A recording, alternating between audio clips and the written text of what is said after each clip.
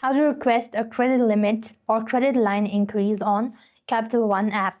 In order to request a credit line increase on Capital One app, you have to follow these steps. First thing first, you want to log into your Capital One and make sure you're connected to a stable internet connection. After which, from the home page or within the home page, you want to go to Profile at the bottom of the screen and select Accounts and Feature Settings.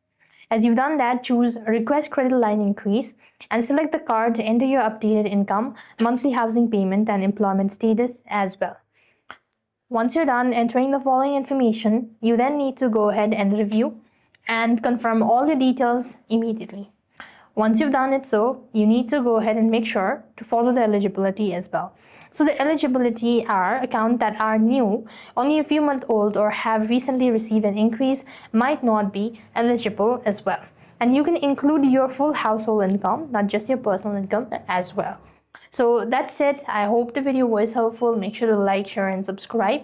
Thank you for watching. See you in our next video.